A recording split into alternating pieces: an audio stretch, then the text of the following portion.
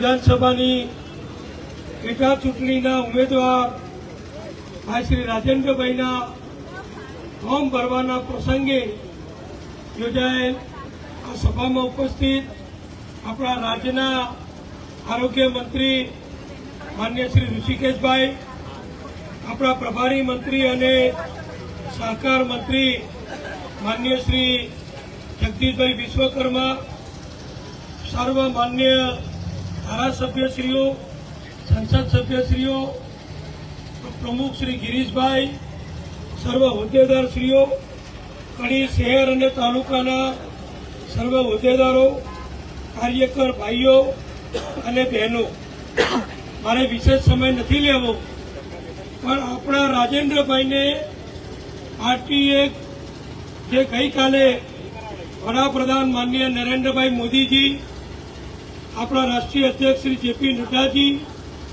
આપણા ગૃહમંત્રી શ્રી અમિતભાઈ શાહ અને આપણા પ્રદેશ પ્રમુખ માનનીય શ્રી આર પાટીલજીની ઉપસ્થિતિમાં જે દિલ્હીમાં રાષ્ટ્રીય પાર્લામેન્ટરી બોર્ડની બેઠક યોજાઈ, એમાં બધી જ ચર્ચા વિચારણાને અંતે કડી વિધાનસભા સીટ ઉપર ભાઈ શ્રી રાજેન્દ્રભાઈને પસંદ કરી અને આપણને બધાને સોંપ્યા છે. અને હવે આપણે બધાએ કડીની પરંપરા પ્રમાણે જેમ બધી ચૂંટણીઓમાં આપણે જીતીએ છીએ, વિધાનસભા હોય, લોકસભા હોય, નગરપાલિકા હોય કે તાલુકા પંચાયત, એ જ પ્રમાણે આપણે આ ચૂંટણીમાં જીતવાનું છે. ખાસ તો માનનીય આપણા મહામંત્રી શ્રી રજનીભાઈએ કહ્યું એ પ્રમાણે ઓપરેશન સિંદૂર પછી ભારતમાં આ પહેલી ચૂંટણીઓ યોજાઈ રહી છે. એટલે આપણે રેલીઓ કાઢીએ, મોદી સાહેબને, સંરક્ષણ મંત્રીને, સેનાને અભિનંદન આપીએ, અનેક જાતનું સોશિયલ મીડિયા ઉપર એમને શુભેચ્છા પાઠવીએ, ત્રિરંગા યાત્રા કાઢીએ.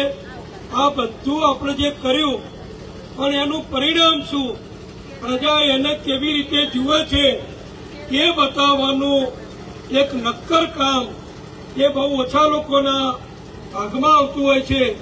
એ આપણી કડી વિધાનસભાના કાર્યકરોના અને મતદારોના ભાગમાં આવ્યું છે. એટલે બીજી બધી વાતોને બાજુમાં રાખીએ, વિકાસ, પ્રગતિ, કામો બધું આપણે કરીએ જ છીએ. અનેક ગણું થયું છે ને અનેક ગણું થવાનું છે. પણ આપણી સેનાને, આપણા વડાપ્રધાન નરેન્દ્રભાઈને આપણે જો સાચી શુભેચ્છા, સાચા અભિનંદન આપવા હોય તો કડીના મતદારોનો કોઈ પણ જ્ઞાતિ જાતિના, સમાજના હોય, ગામડાના હોય કે શહેરના હોય, એમનો મત કમળ સિવાય બહાર ના જાય તો જ માન્ય નરેન્દ્રભાઈને અને આપણા વીર સૈનિકોને આપણે સાચી અભિનંદન અને શુભેચ્છા આપી એ આપણે સાબિત કરી શકીશું.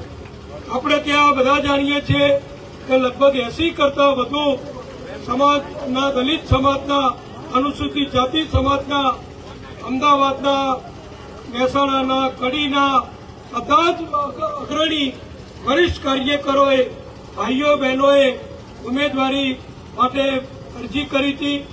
આપણા નિરીક્ષકશ્રીઓ એમને સાંભળ્યા, પ્રદેશ પાર્લામેન્ટરી બોર્ડે પણ સમીક્ષા કરી અને રાષ્ટ્રીય પાર્લામેન્ટરી બોર્ડે આપણને જે આ જવાબદારી આપી છે એ હું તમને થોડો રાજેન્દ્રભાઈ વિશે ઉલ્લેખ ચોક્કસ કરીશ કે રાજેન્દ્રભાઈ આપણા પાડોશી એવા જોટાણાના જે કડી વિધાનસભા વિભાગનો જ એક ભાગ છે, એ પૈકીના એક જૂના ઘડાયેલા અને પરિપક્વ કાર્યકર આજે એમને તક મળી છે. રાજેન્દ્રભાઈની ઉંમર 65 વર્ષ છે, પણ એમનો બાયોડેટા જો અમે તમને બધાને આપીશું તો તમે જોશો ને નવાઈ લાગશે કે 1980માં જ્યારે હું, ઋષિભાઈ કે જગદીશભાઈ કઈ બેઠેલા, કોઈ પણ ધારાસભ્ય કે કોઈ પણ સંસદ સભ્ય કોઈ પણ હોદ્દા ઉપર જ્યારે જનસંઘની શરૂઆત હતી ત્યારે ચૂંટણીમાં નતા ઉભા રહ્યા. હું તો કડી નગરપાલિકાનો ખાલી સભ્ય હતો. એવા સમયે રાજેન્દ્રભાઈ ઉપર આપણા જનસંઘ અને પછી જે ભાજપ બન્યો એ ભાજપ તરફથી ભાઈ જે રાજેન્દ્રભાઈ એ સૌથી પહેલી ચૂંટણી 1985માં વિચારી લો તમે 81માં તાલુકા પંચાયતની ચૂંટણી લડ્યા.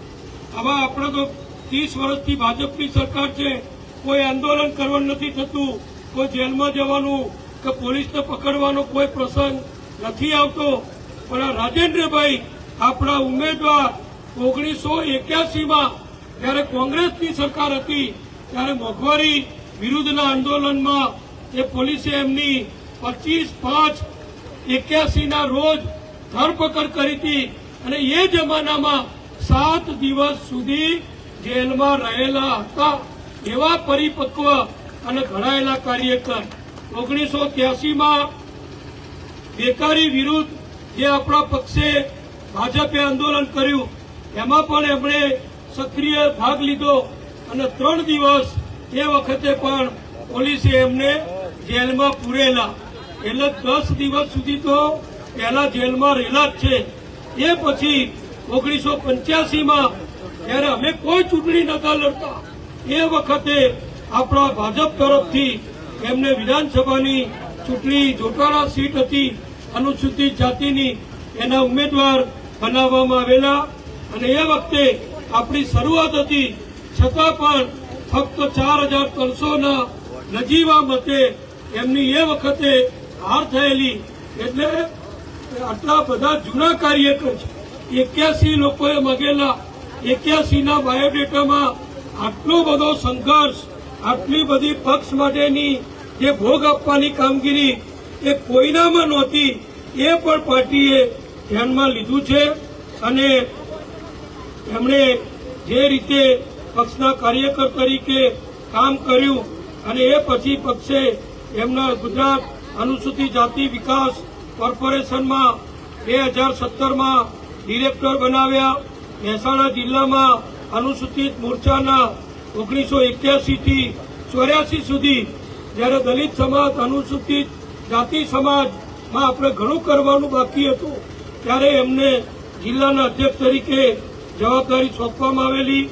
એ રીતે 93 થી 95 સુધી મહેસાણા તાલુકા ભાજપના અનુસૂચિત જાતિ મોરચાના તેઓ પ્રમુખ પણ રહ્યા છે અને કારોબારી સભ્ય, તાલુકા સંગઠન, જિલ્લા સંગઠન એ બધી ચૂંટણીઓમાં સંગઠનમાં સક્રિય અને રાજસ્થાનમાં ઝાલોર બેઠકના એઓ પ્રભારી હતા.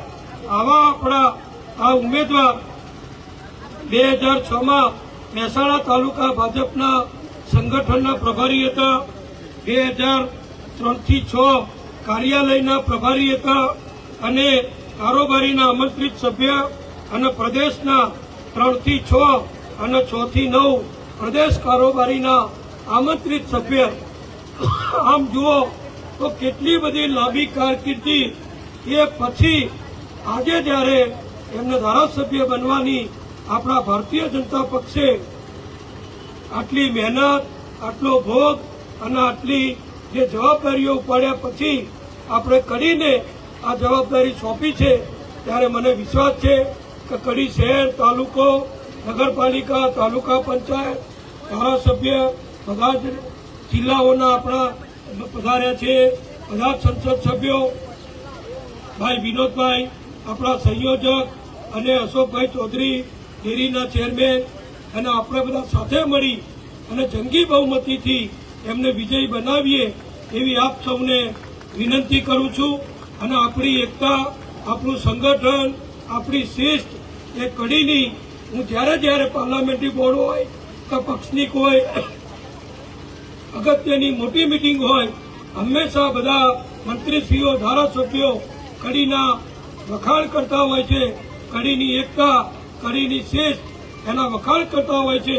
તો એને વધુ સારી ઉજ્જવળ બનાવવા આપણે સૌ બધા નાના મોટા કોઈ મનભેદ હોય તે બધું ભૂલી ફક્ત ઓપરેશન સિંદૂરની સફળતા માટે માનનીય મોદી સાહેબને, માનનીય આપણા અમિતભાઈ શાહને, જેપી નડ્ડાજીને, CR પાટીલજીને અને આપણા મુખ્યમંત્રી માનનીય શ્રી ભૂપેન્દ્રભાઈને ધ્યાનમાં રાખી આપણા વીર સૈનિકોને પ્રોત્સાહન આપવા બધા જ મત કમર ઉપર પડે એવું કરીએ એવી વિનંતી સાથે સર્વનો આભાર. અસ્તુ. ભારત માતા કી